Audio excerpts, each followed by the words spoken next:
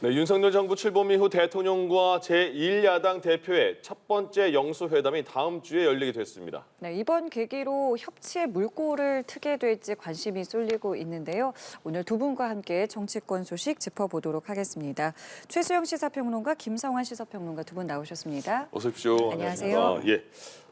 윤 대통령이 어제 이재명 대표에게 전화를 했고 5분간의 통화가 있었고 다음 주에 영수회담 하자 제안을 했고 이재명 대표도 빨리 만나면 좋겠다 이렇게 말을 했다고 하잖아요. 그전에는 1대1 대화에 대해서 굉장히 대통령이 부정적이었고요. 영수회담이란 용어도 부정적이었습니다. 이렇게 마음을 바꾼 이유는 뭘까요? 저는 가장 큰 문제가 이제 그 여론조사 결과였던 것 같아요. 그러니까 갤럽 조사와 MBS 조사에서 굉장히 좀 낮은 27, 23 이렇게 찍었잖아요. 예. 이건 사실은 이례적이었죠. 왜냐하면 가장 나빴던 시기에 이제 이른바 바이든 논란이 있었고 그다음에 만 5세 그 취약 논란이 있었을 때 그때 이제 25%대로 잠깐 떨어진 이후에는 그래도 줄곧 뭐 많게는 40% 이상까지 올라갔었는데 예. 25%가 무너졌다는 거는 그러니까 4인 가족 기준으로 할 때 한 가정에서도 3명이 모든 정책에 반대하고 1명만 동조한다는 얘기잖아요. 예. 그러면 그러니까 3명이 반대하는 정책을 대통령이 어떻게 추진하고 설득할 수 있겠습니까? 그러니까 이거는 대통령이 바로 이제 이거 뭔가 전면 자신의 스타일 전환에 나서야 한다는 이런 이제 바로 주문이 됐던 것 같은데 그를 가장 상징적으로 보여주는 게 영수회담이죠. 예. 왜냐하면 이재명 대표는 요구했고 또 이번에 어쨌든 192석의 범야권 탄생했기 때문에 대통령 입장에서는 이제 앞으로 입법권은 국회가 가지고 있고 자신이 갖고 있는 거는 행정권, 예산권, 인사권밖에 없으니까 예. 이제 상의하지 않으면 한 발도 나갈 수 없다는 그런 절박감도 작용됐는데 저는 그나마 다행으로 생각합니다. 왜냐하면 이게 더 말하자면 영수회담 그러니까 두 분의 만남이 점점 더 뒤로 미뤄졌으면은 계속적인 지금 어떤 이 정치권의 혼란이라든가 지금 대통령실 내부의 어떤 메시지 혼란도 이게 굉장히 좀 뭐랄까 계속 끊이지 않았을 텐데 이런 예. 부분들이 좀 조기에 정리되고 이제는 딱 두 축이 만나서 어떤 우리 민생의 불확실성을 좀 제거하고 국민에게 가시거리를 좀 확보해 준다는 측면에서 어쨌든 이 두 분의 만남은 이번 올해에서 가장 큰 정치적 변곡점이 될 것 같습니다. 예. 총선의 결과와 또 지금 여론의 흐름 그게 이재명 대표에게 전화를 해야만 하는 상황이 됐을까요? 총선 결과는 그런 상황을 대통령한테 안 만들어준 것 같아요. 네. 이게 대통령의 태도를 보면은 그렇잖아요. 근데 국정 운영 방향은 옳다 이렇게 당선인들하고 통화해서도 얘기를 했다고 하고 국무회의 모두 발언을 통해서도 온 국민이 확인하지 않았습니까? 그러니까 디테일한 세부적인 내용에 있어서 좀 부족한 점은 있지만 국정의 큰 틀에 있어서는 아무런 문제가 없다 이런 인식을 보여왔단 말이에요. 예. 근데 난데없이 어제 대통령이 야당 대표한테 전화를 걸도록 지시하고 통화를 하는 일이 있었는데요. 오늘 아침에 한 보수신문이 그 배경을 이미 보도를 했어요. 예. 총선 바로 다음 날 참패를 한 거 아닙니까? 대통령실 참모들이 야당 대표하고 통화를 했으면 좋겠다고 대통령한테 건의를 했다고 합니다. 근데 가타부타 답이 없다가 어제 갑자기 이관섭 비서실장한테 전화를 하라고 지시했다는 거예요. 이거는 그러면 그 사이에 상황 변화가 있었다는 얘기거든요. 그럼 어제 상황 변화를 얘기하려면 엊그제와 어제 사이에 나왔던 여론조사 결과밖에 사실은 없다고 저는 생각이 되거든요. 예. 그러니까 취임 이후 최저치까지 지금 폭락한 거 아닙니까? 이렇게 하면 보수 측마저 등을 돌렸다고 하는 증거가 되기 때문에 민심 위반이 일어나고 있다고 하는 증거가 될 수 있거든요. 아마 그 숫자를 보고 윤 대통령 스스로도 이렇게 해서는 안 되겠다. 이렇게 아마 뒤늦게 생각을 한 것 같습니다. 예. 그런 면에서 전 좀 불안하다는 생각이 들어요. 예. 왜냐하면 총선 참패 이후에 얼마든지 야당 대표한테 협치나 대화 제의를 할 수 있었거든요. 야당 대표가 제안을 했었고. 근데 그때 받았으면 훨씬 더 효과가 좋았을 텐데 꼭 이렇게 뒤늦게 상황이 나빠지고 난 다음에 뒷수습하듯이 대통령이 대처를 한다는 거예요. 예. 물론 결과가 좋으면 저도 많은 국민들이 바라는 바겠지만 이런 방식으로 계속 가게 된다고 하면 결과가 꼭 좋기만 할까라고 하는 그런 좀 불안감이나 걱정이 드는 것도 사실입니다. 예. 자, 구체적으로 언제 만날지 또 어떤 이야기들을 어떤 의제를 두고 이야기할지는 아직 뭐 정해진 건 없습니다. 어느 정도 선까지 이야기가 오고 갈 거라고 생각하세요? 그러니까 대통령은 참모들에게 의제에 구애받지 말라라고 얘기했다는데 그 얘기가 그렇다고 무제한적 의제를 올리라는 얘기는 아닐 겁니다. 그러니까 사실 이 대통령의 어떤 그 1대1 영수회담이라든가 뭐 정상회담 이 모든 것들은 사전에 치밀하게 의제를 조율해서 성과가 나와야 되니까. 그러니까 이게 이제 2년 만에 첫 만남이 이루어졌는데 대통령실과 이제 이재명 대표 측이 각각 영수회담 그 성과를 발표할 거 아닙니까?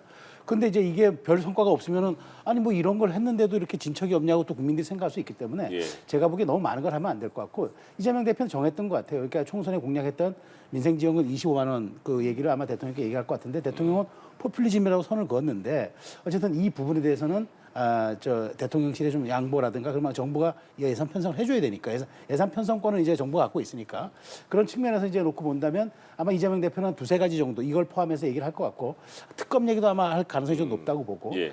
대통령 입장에서 일단 총리 인준을 얘기할 거예요. 왜냐하면 이게 지금 물론 뭐 22대 국회가 개원하고 나서 총리를 지명할 수도 있지만 어쨌든 야당의 동의 없이는 이 부분은 한 발짝 더 진척을 나갈 수가 없는 사안이기 때문에 예. 대통령께서 이 문제를 얘기를 해야 될 것 같고 또 하나는 이제 말하자면 지금 대통령이 이제 하반기 원구성이 되면은 이 말하자면 지금 노동연금, 교육 이 3대 개혁에다가 대통령이 할 수 있는 얘기를 진솔하게 얘기하면서 야당이 좀 도와달라. 나도 예.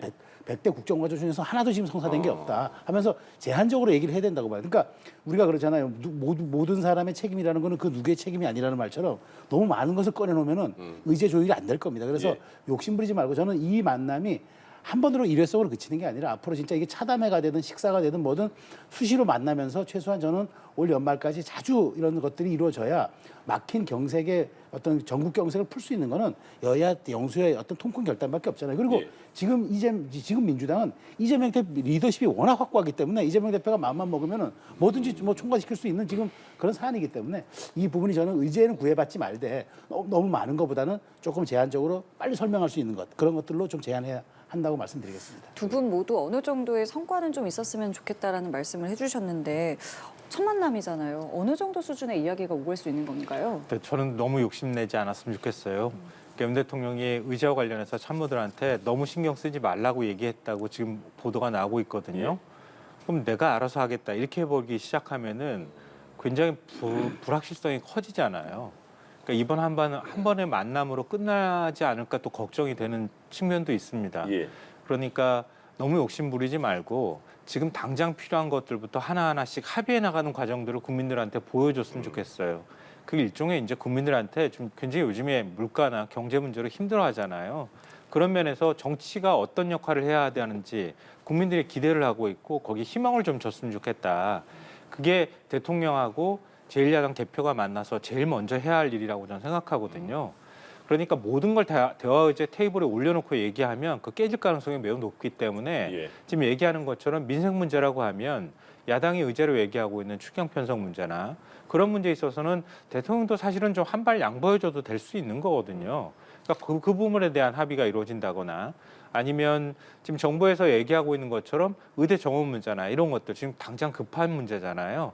그러니까 야당에서도 얘기하는 것처럼 이제 협의체를 하나 구성을 해서 야당과 그다음에 시민사회까지 포함하는 좀 큰 틀 안에서 논의를 했으면 좋겠다고 얘기를 하고 있는데 만약에 지금 정부에서는 시민사회까지 포함하는 거나 좀 너무 넓히게 되면 이게 뭐 어떤 합의를 이루기 어렵다고 생각한다면 그 구성원들을 좀 조정한다거나 이런 방식으로 이것도 좀 합의가 가능할 수 있다고 생각하거든요. 예. 그리고 야당에서 지금 입법 추진하는 과제들 가운데 제2양국법 얘기를 하고 있잖아요. 그 문제도 한 번 거부권을 지금 행사했는데 또 지금 상임위를 통과했단 말이에요. 그 부분 같은 경우에도 저는 전혀 합의가 안 될 것 같지는 않거든요. 결국 농민들한테 쌀값이 폭락했을 때 어떻게 안정적으로 수익을 보장하고 또 쌀이 과잉 생산되지 않도록 하는 방안들을 찾는 거란 말이에요. 예. 무조건 힘과 힘 대결로 가지 않고 그런 방식으로 중간에 절충점을 찾을 수 있는 것부터 먼저 찾았으면 좋겠다. 그리고 최상병 특검 문제라든가 그 이후에 있는 특검 얘기나 입법 문제에 대해서는 아마 제가 볼 땐 대통령하고 테이블에 올려놓는 순간 이거 합의 안 될 것 같아요. 그거는 여당 대표의 또 입지도 있는 거 아닙니까? 또 국민의힘이 해야 할 역할도 있는 거고요. 예. 그러니까 그런 부분에 있어서는 큰 틀 안에서의 어떤 협조를 구하는 정도 선에서 일단 마무리 짓고 그 다음에 여야정 협의체를 구성해서 구체적인 내용들을 좀 더 논의한다거나 아니면 비서실장 인선 문제나 이런 것들하고 함께 같이 논의해서 계속 물밑으로 조율하는 방식이었으면 좋겠고요. 마지막으로 지금 당장 급한 게 인사 문제잖아요. 예. 국정쇄신의 상징성을 가장 먼저 보여주는 게 인사 문제이기 때문에 비서실장 인선이나 총리 인선에 있어서 야당의 협조를 구하거나 아니면 야당의 의견을 받아들일 수 있는 방법들을 합의하는 것. 이 정도 선에서 저는 좀 그 어느 정도 대통령하고 제1야당 대표가 합의를 했으면 좋겠다. 너무 많나요? 얘기를 하다 보니까 이제 굉장히 많아졌는데요. 많은데요. 제가 지금 내용이요. 두 분 이야기를 들어봤는데 두 분 모두 너무 욕심내지 말자, 폭넓게 얘기하지 말자라고 하셨는데 글쎄요, 성과가 나올 수 있을까 싶을 정도로 굉장히 첨예한 이야기들을 말씀을 하셔서 이걸 좀 여쭤보고 싶은 게 어쨌든 지금 윤 대통령이 먼저 전화를 해서 영수회담 하자라고 한 거잖아요. 근데 지금 두 분께서 간단하게 뭐 말씀하셨다고는 했지만 굉장히 들은 내용들을 보면은 약간 이제 양보들이 좀 필요한 부분들이 사실 있잖아요.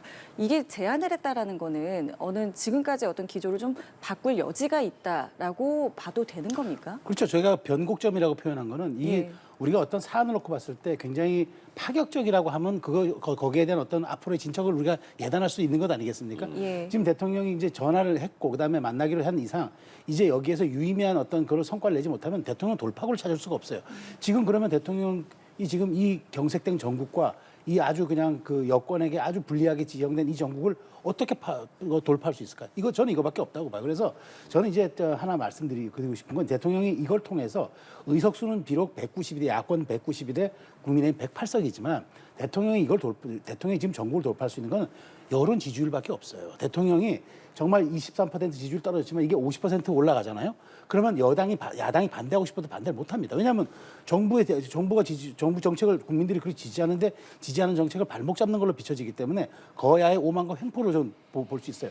이제 대통령이 남은 3년 임기 동안 믿을 수 있는 거는 국정 지지율입니다. 국정 지지율이 긍정 부정이 지금 수치와 바뀐다면은 저는 대통령이 앞으로 남은 3년 동안 모든 의지의 힘을 갖고 갈 것 같아요. 예. 그런 측면에서 이게 중요한 이유가 뭐냐면 이재명 대표와의 그 첫 만남에서 유의미한 결과를 내지 못하면은 이걸 반등할 수 있는 계기가 사라진다는 거죠. 아주 좋은 기회고 좋은 이게 도구입니다. 그래서 저는 이제 여기 어떤 국한되지 말자는 얘기는 그거죠.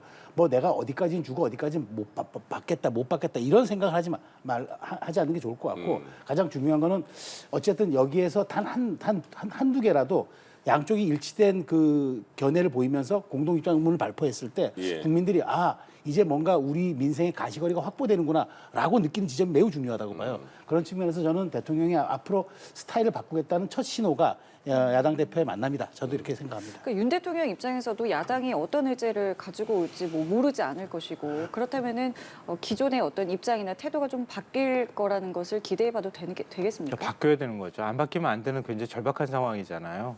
그러니까 지금 객관적으로 놓여 있는 상황은 윤 대통령한테 굉장히 불리합니다. 국정 운영이 좀 쉽지 않은 상황이에요. 이 지지율이 만약에 10%대까지 떨어진다고 가정하면 거의 뭐 레임덕 상태로 그냥 들어간다고 봐야 되거든요. 그러니까 아마 그런 절박함 때문에 윤 대통령도 대화 제의를 했을 거라고 저는 생각해요. 예. 근데 저는 만나는 장면까지는 윤 대통령이 얻어갈 수 있는 게 훨씬 더 많다고 생각해요. 왜냐하면 야권 입장에서 그동안에 대통령이 안 만나왔으니까 계속 만나달라 이렇게 얘기한단 말이에요. 그럼 대통령이 안 만나면 대통령의 불통이 더 확 국민들한테 더 도드라져 보일 수밖에 없다는 거예요. 예. 어찌 됐든 간에 야권의 만남제에 대통령이 그걸 수용을 했잖아요. 그러면 국민들이 또 생각할 겁니다. 윤 대통령이 바뀌구나, 바뀔 수 있구나라는 걸 확인하는 순간 그러면 저는 지지율도 더 올라갈 수 있다고 생각해요. 그럼 그 다음에 의제를 놓고 합의하는 과정인데 말씀드렸던 것처럼 합의할 수 있는 것부터 해야 되는 거예요. 근데 정치는 타협의 기술이잖아요. 결국은 싸움의 기술은 아니거든요. 그럼 타협할 때 아까 제가 말씀드렸던 것처럼 건전재정 기조를 얘기하지만 지금 건전재정은 이미 물 건너간 거예요. 어찌 보면 예. 지난해 예산 봐보십시오. 재정 결산하고 난 다음에 거의 90조 가까운 예산이 펑크가 났어요. 그리고 재정이 없어서 지금도 세수가 안 거치잖아요. 다 감세한 것 때문에 발생한 일이기도 하거든요. 경기 불황 영향도 있지만 한국은행 마이너스 통장에서 돈 꺼내다가 지금 쓰고 있는 상황이에요. 그럼 야당이 감세 이제 그만해라. 어쨌든 재정을 유지해야 되지 않느냐라고 하는 거 그거 얼마든지 받을 수 있는 거 아닙니까? 내수는 거의 코로나19 상황에서 국민들이 움직이지도 못할 상황만큼 지금 소비가 위축돼 있어요. 이게 지금 국민들이 다 움직이고 있는데 코로나 상황하고 똑같은 상황이라고 하면 생각을 해보십시오. 국민들이 돈 안 쓰고 있다는 얘기예요. 그럼 어떻게 할 겁니까? 언제까지나 경제 살아날 겁니까? 살아날 겁니다. 이렇게 희망 고문할 겁니까? 그럼 최소한 재정의 역할들을 더 해야 되는 건 분명한 사실이라는 거예요. 예. 그건 대통령이 지금 이 상황에서는 지금 이거는 좀 굉장히 긴급한 상황이라고 볼 수 있잖아요. 대통령의 원칙을 조금 양보해도 전 충분히 받을 수 있다고 생각해요. 그걸 포퓰리즘이다 이렇게까지 너무 경직되게 밀어붙이지 않아도 된다. 예. 그걸 받고 난 다음에 그 다음에 지금 야권이 다수 의석을 가지고 절대 다수 의석이잖아요. 이 의석을 가지고 막 밀어붙이려고 하는 여러 가지 것들이 있단 말이에요. 그런 것들에 관해서 조금 타이밍을 조정한다거나 아니면 좀 안 받았으면 좋겠다고 한다거나 이런 부분에 관한 것. 그리고 인사에 있어서 대통령이 좀 쓰고 싶은 사람이 있을 거 아닙니까? 그런 문제에 있어서 야권이 좀 야권의 양해를 구한다거나 이런 것들을 하나씩 할 수 있다고 저는 생각해요. 그러니까 그런 것까지만 일단 첫 만남에서 풀리기만 한다면 대화가 그 다음에는 정말 상설 협의체든 아니면 계속 지속적인 대화를 통해서든 하나씩 대통령실하고 뭔가 소통하는 과정을 통해서 풀어나갈 수 있지 않을까.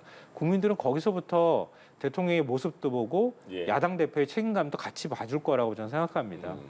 지금 의제나 형식은 정해지지 않았잖아요. 네. 그럼 보통 근데 예상해 보면 어떤 식으로 만나요? 보통 그 오찬을 함께 하면서 다시 대화를 하는 건가요? 아니면 저녁에 만나서 식사를 하면서 대화를 할까요? 저는 뭐 오찬 간담회가 저는 그 유력하지 않을까 싶어요. 네. 근데 차담회라는 형식을 갖기에는 조금 첫 만남에 대한 의미를 좀 부여하기 예. 어려울 것 같고, 그래서 식사를 함께 하면서 허심탄회하게 전국을 논의한다. 이런 뭐 배석자들 옆에 같이 이제 뭐 대변인들 정도는 배석시켜서 그렇게 한다면 저는 오찬 간담회 형식이 가장 좋을 것 같은데, 예. 문제는 어쨌든 여기에 그 형식보다도 중요한 건 내용이잖아요. 근데 예. 저는 대통령께서 이제 처음으로 이제 내가 바뀌겠다는 모습을 보여주는 상징적 장면이기 때문에 여기에서는 좀 야당 대표 얘기도 많이 듣고 그다음에 이재명 대표 같은 경우는 최근에 이제 민주당을 야권 지형을 놓고 보면 이재명 대표 가장 온건해 보여요. 조국 대표라든가 이준석 대표가 너무 그래요? 이제 말하자면 이제 예. 센 메시지를 내고 있기 때문에 오히려 야권의 진영에서는 이재명 대표 가장 온건해 보이는 이런 현상도 있기 때문에 이재명 대표 입장에서는 이 기회를 잘 살려야죠. 왜냐하면 예. 본인이 얼만큼 그런 자신들에게 있었던 부정적 이미지라든가 리스크를 이런 털어버릴 수 있는 또 좋은 이미지적 기회죠. 그래서 예. 여기서 무리한 요구라든가 그다음에 뭐 대통령을 압박하는 이런 모습보다는 충분히 내가 국정에 협조한다. 그러니까 어떤 식으로든 이제 내가 협조할 수 있는 여지는 충분히 열어놓을 테니까 대통령도 함께하자라는 예. 이제 이런 식의 이제 얘기를 한다면 이재명 대표에게 이재명 대표의 어떤 정치적 이미지에도 상당히 도움이 되기 때문에 예. 저는 이거는 대통령의 기회뿐만 아니라 이재명 대표에게도 기회다. 그래서 양쪽이 너무 이제 여기에 대해서 자신들의 입장을 고수하는 듯한 혹은 내가 지지층에게 호소하는 듯한 이런 모습을 보이면 절대 안 되고 저는 두 분 모두 다 어떤 그 정말 민생을 얘기한다 그러면 중도가 반응할 수 있고 그다음에 많은 예. 국민들이 동의할 수 있는 그런 지점들을 저는 보여줄 필요가 있다. 그래서 저는 뭐 형식은 오찬 간담회가 가장 그래도 유력하지 않을까라고 생각합니다. 근데 그 대통령실에서 이번에 그 영수회담을 발표하면서 얘기한 게 원래는 국무총리 비서실장 인선 뒤에 이재명 대표에게 연락하려고 했는데 그게 좀 늦어지니까 뭐 미리 연락한 거다라는 그 취지로 말을 했잖아요. 그러면 이번에 이재명 대표의 만남에서 뭐 많이들 말씀해 주셨습니다마는 조금 더 구체적으로 이재명 대표 그러니까 야당 측의 국무총리 후보나 아니면 받아들일 정도의 범위 비서실장의 범위 뭐 비서실장은 차치하더라도 네. 국무총리는 뭐 야당의 협조가 있어야 되니까 조금 더 구체적으로 나와서 인선이 좀 빨라질 계기가 될까요? 저도 그럴 수 있다고 보는 게 이재명 대표가 바로 이 영수회담 직전에 무슨 메시지를 냈냐면은 지금 대통령이 꺼내놓은 카드는 협치가 아니라 협공이라는 말을 딱 올렸어요. 근데 그게 저는 굉장히 그게 저는 함의하는 게 큰 것 같아요. 그러니까 예. 대통령이 그러니까 EEJ 전술을 쓰나? 그러니까 지금 이재명의 민주당이 되니까 친문과 비명 세력들을 말하자면 총리로 임명함으로써 야권의 균열을 내나라고 생각했던 것 같아요. 그래서 협치가 아니라 협공이라는 단어를 쓴 것 같은데 그 이후에 바로 대통령이 영수회담 제의가 나왔잖아요. 그 타이밍을 놓고 본다면은 저는 어쨌든 이 문제에 대해서는 분명히 논의가 될 것 같아요. 그래서 대통령은 내가 진짜 야권의 폭넓은 인재를 끌어서 쓴다는 거는 그런 의도가 절대 없고 오히려 민주당이 이제 여기에 인준을 해줘야 되기 때문에 내가 오히려 국정 운영의 폭을 넓게 했다는 뜻을 진정성 있게 설명을 해야죠. 이건 절대 야권을 뭐 균열시키는 이런 것들이 아니라고 얘기를 해야 되고 이재명 대표도 예. 그 진위를 받아들인다면은 대통령이 어떤 인사를 지명해도 이거는 국정에 대한 국정 운영에 대한 진정성을 가지고 뭔가 자신의 그 통치 스타일을 바꾸겠다는 뜻이구나라고 예. 이해를 하면서 민주당 내 의원들에게 적극 얘기를 해줘야겠죠. 그런 측면에서 저는 그 이재명 대표가 그 메시지를 SNS에 올렸던 시점과 영수회담이 나왔던 발표됐던 그 시점이 금요일 하루 차이가 나서 대통령이 이 부분에 대한 진심을 설명하는 것도 예. 중요한 전 대목이 될 거라고 봅니다. 언론 보도에서 계속 국무총리 비서실장 내일 발표할 것이다 이렇게 예측했는데 다 틀렸어요.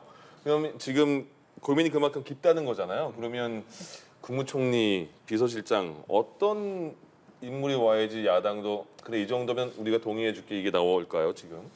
글쎄요, 지금 뭐 하마평에 오르는 인물이 그 사람들이 늘 또 별로 이름도 안 달라지는 사람들이 계속 하마평에 오른단 말이에요. 예. 근데 결국 임명을 못 하는 거예요. 이건 두 가지겠죠. 결국 국정 쇄신 의지가 없다고 비판받는 인물이 유력 후보가 검토가 되고 있거나 네. 아니면은 다 고사하고 있거나. 그러니까 시킬 사람이 없는 상황이 되는 거예요. 이게 두 가지 이유밖에 좀 제가 볼 때는 없다고 생각되거든요. 그러면 이재명 대표를 전 늦었지만 이 타이밍은 적절할 수도 있겠다고 생각해요.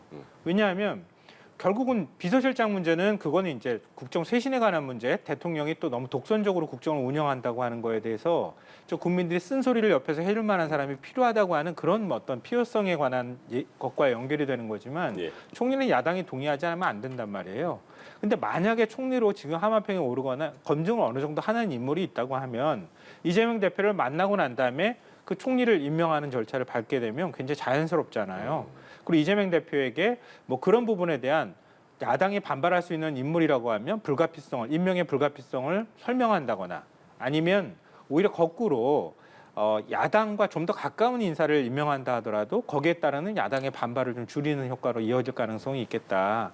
그러니까 그거는 총리 인선 문제는 지금 그 대통령하고 이재명 대표 만난 이후에 총리 그 지명자가 발표가 되는 건 괜찮을 것 같다는 생각이 들고요. 예. 다만 비서실장이 좀 문제가 될 것 같은데 비서실장은 사실은 대통령이 쓰는 사람이잖아요. 인사검증도 필요 없는 사람인데 근데 지금 임명을 못 하고 있단 말이에요. 근데 기존의 윤 대통령의 국정 스타일을 보면 야당 눈치 봐가지고 안 임명할 것 같지는 않거든요. 어찌 보면 적절한 사람을 지금 못 찾고 있다는 생각도 좀 들어요. 제가 볼 때는. 예. 근데 그러면 순서상으로 보면 비서실장을 먼저 임명하는 게 맞거든요. 임명하면 바로 비서실장 역할을 하는 것이기 때문에 근데 그런 면에서는 비서실장 임선도 상당히 좀 고민하고 있는 것 아닐까. 근데 지금 단순히 비서실장 한 명에 관한 문제가 아니라 수석급들을 다 교체하거나 아니면 일부 수석까지 다 교체를 하는 문제까지 있단 말이에요. 예. 더군다나 법률수석 지금 신설한다고 하는 것처럼 대통령실 조직 개편까지 좀 해야 되는 상황이기 때문에 아마 그런 것까지 맞물려서 비서실장 문제가 검토가 되고 있지 않을까.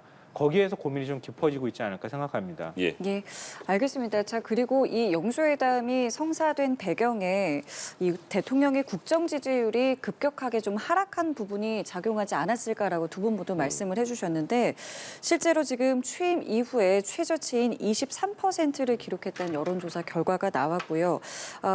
이게 지금 3주 만에 11%포인트가 이제 급락한 수치입니다. 저희가 그래프도 좀 보여드릴 텐데요. 이것이 지금 조사된 시기를 제가 보니까 16일에서부터 18일입니다. 어떤 것들이 가장 크게 좀 작용을 했다고 보고 계세요? 16에서 18이면 총선 이후에 대통령 국무회의 모두 발언 이후죠. 그렇죠, 이후죠. 그러니까 예. 그 모든 것들이 다 반영이 됐죠. 그러니까 대통령의 많은 분들이 그걸 기대했을 거예요. 어떤 메시지가 나올까 이제 했는데 형식도 국무회의 모두 발언의 형식을 띄었고 내용도 사실은 그러니까 그 이후에 있었던 비공개의 사과, 전원 사과가 예. 국민들에게 저는 가장 큰 말하자면 실망의 그런 지점을 주지 않았나 싶어요. 그건 뭐 누구나 생각할 수 있는 영역인데 그래서 저는 이런 말씀을 드리는 게 더더군다나 이 지표가 중요한 게 그 대통령의 이제 23%의 지지율이라는 거는 하반 경직이 무너졌다는 거예요. 그러니까 우리가 통상적으로 대통령이 그 제가 말씀드린 두 번의 어떤 그 말하자면 그 변곡점이 있었는데 그때 20%대는 뭐냐면 일회성 이슈가 반영된 거거든요. 그러니까 예. 이슈에 반응한 여론 지지율 급락은 금방 회복이 가능합니다. 그래서 바로 또 그때 40%대도 올라갔어요. 그런데 중요한 건 어쨌든 30%대를 견고하게 1년간 유지시켜 오다가 갑자기 두 자리 숫자의 그 낙폭이 컸다는 건 그걸 받쳐주는 하반 경직이 무너졌다는 뜻이거든요. 이 얘기 뭐냐면 이 모든 대통령에 대한 지지율의 평가가 그러니까 국민의힘의 핵심 지지층 쪽에서도 무너졌다는 얘기예요. 그래서 지금 좀 세부 디테일을 한 자료를 보면은 TK와 PK에서도 거의 반토막이 났어요. 예. 그러니까 그런 측면을 보면 대통령에게 위기감이 온 거죠. 이거는 여권 지지층조차도 통치 스타일을 바꿔야 한다. 그다음에 국정 운영의 방향을 완전히 쇄신시켜라라는 주문이거든요. 그런 측면에서 이 23이 주는 숫자의 합의가 전 대단히 중요하다. 아까 말씀드린 대로 정책을 3명, 4명 가운데 3명이 반대하는 정책 어떻게 이끌어갑니까? 그런 측면에서 대단히 중요한 지표였기 때문에 이걸 엄중하게 받아들인 것 같다는 생각이 듭니다. 예. 예. 어떤 것들이 이러한 결과를 낳았다고 보세요? 대한민국의 이념 진영을 보통 표현할 때 3대 3대 3 이렇게 보통 얘기하잖아요. 진보, 보수 3, 각각 3이고 그다음에 중도가 3이다 이렇게 얘기를 하는데요. 제일 위험한 거는요. 진보가 돌아서는 게 위험한 건 아니잖아요. 대통령 입장에서. 그러니까 보수 정당의 대통령인데 진보가 대통령을 지지하지 않는 게 중요한 건 아니잖아요. 어찌 보면 보수가 어떻게 보이느냐가 굉장히 중요하거든요. 근데 대통령 긍부정 평가 이유를 들여다보면요. 보수가 분화하고 있구나 이런 생각을 안 할 수가 없어요. 그러니까 한쪽으로는 그래도 윤 대통령을 이번 총선에서도 마찬가지지만 윤 대통령을 지키는 게 낫겠다라고 하는 확고한 생각을 가지고 있는 일부 층. 그런데 그렇지 않은 층은 윤 대통령한테 실망하고 떨어져 나가는 층. 이게 제일 위험한 거 아닙니까? 예. 보수 지지층이 분화하는 거예요.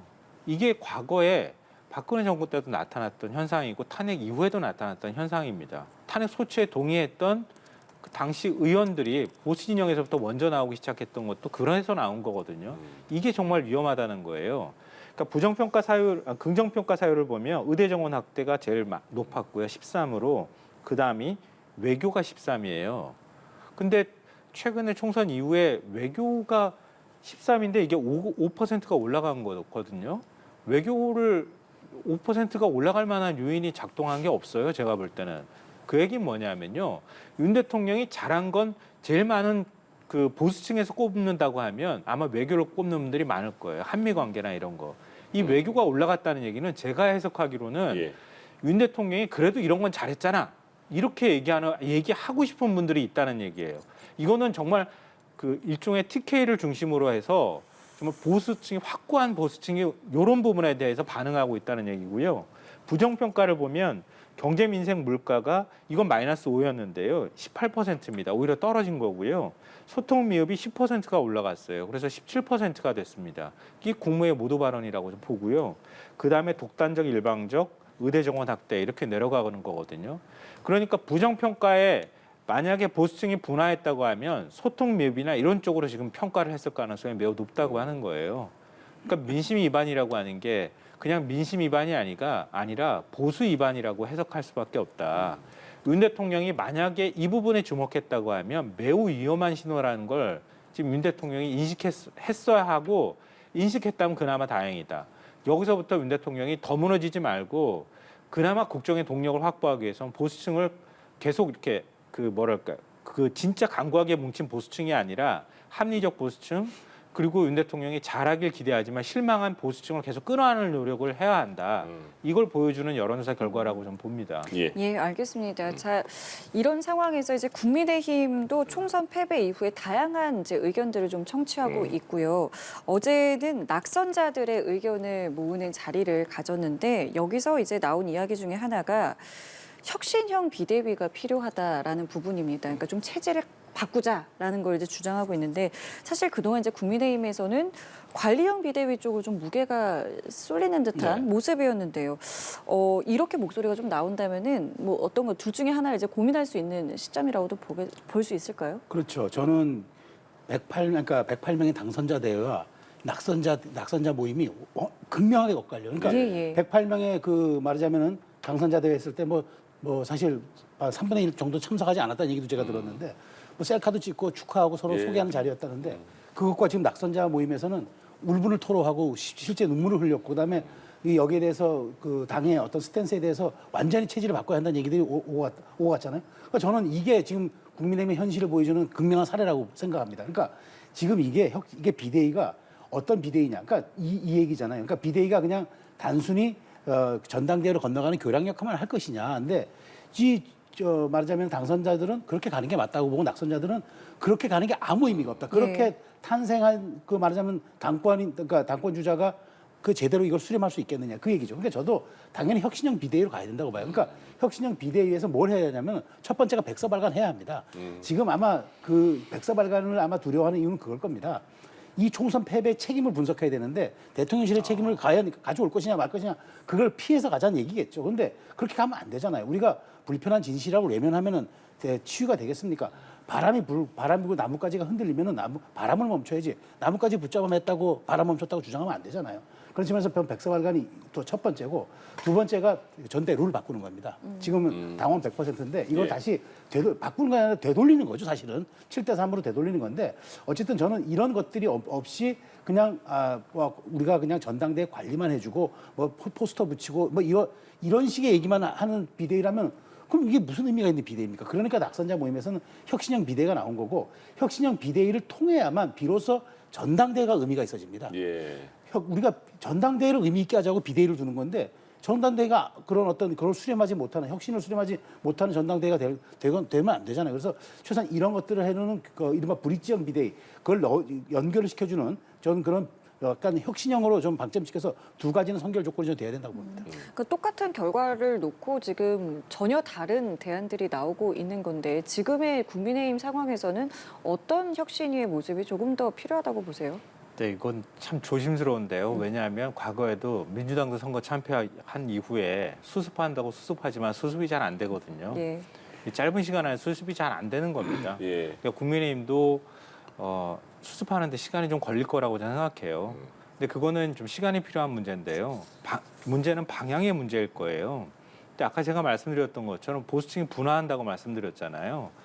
윤 대통령을 지켜야 되겠다. 그리고 윤 대통령의 국정 방향은 옳았다고 생각하고 이번 선거도 지난 선거보다 5석이 늘어났으니까 진 게 아니라고 생각하는 영남을 중심으로 하는 의원들.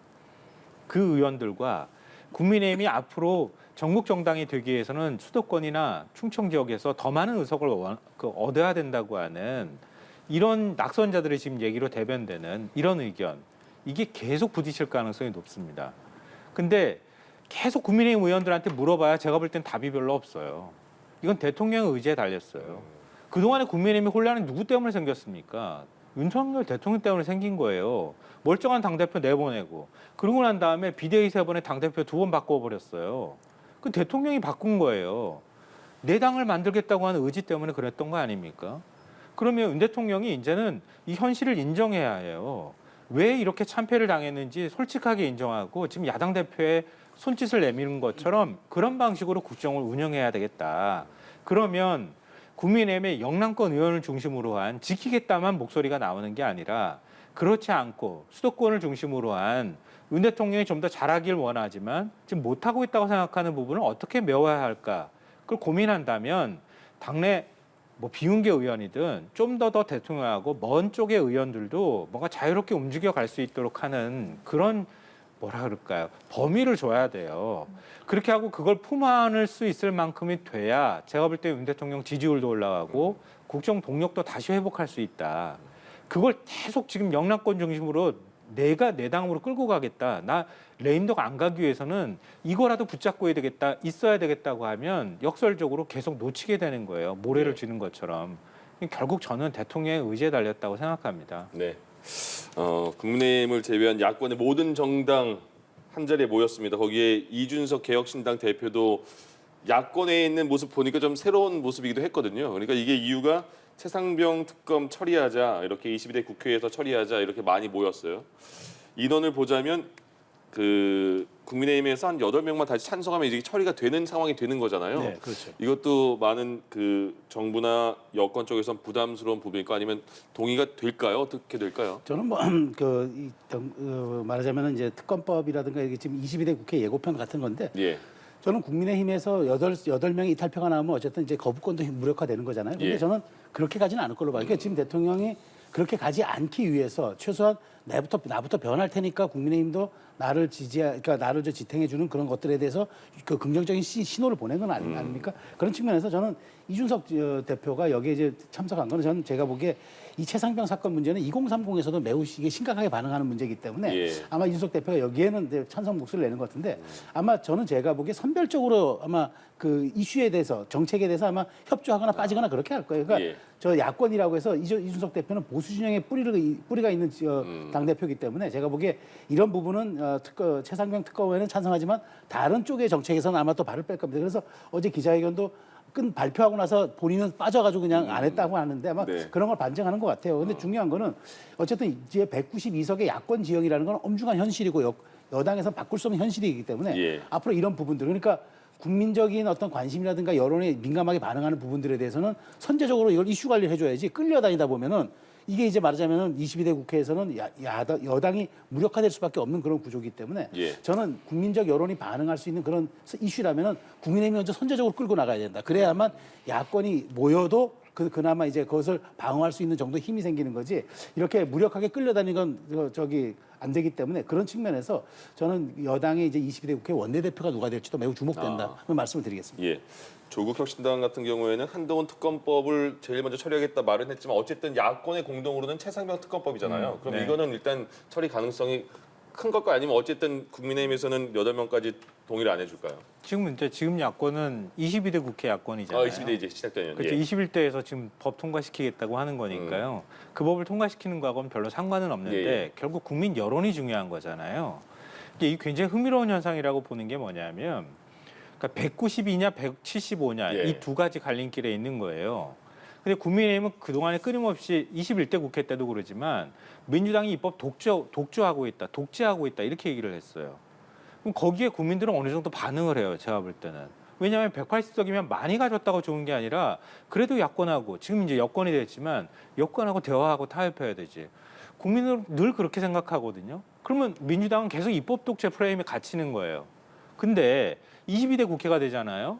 그럼 국민의힘이 108석에 갇히느냐 마느냐를 선택해야 된다는 거예요. 이 6개의 야당이 한꺼번에 17석이 움직이면서 특정 법안에 대해서 이거는 민주당과 공조하겠습니다. 이렇게 나와버리면 국민의힘은 그냥 100석 정당으로 갇히는 거예요.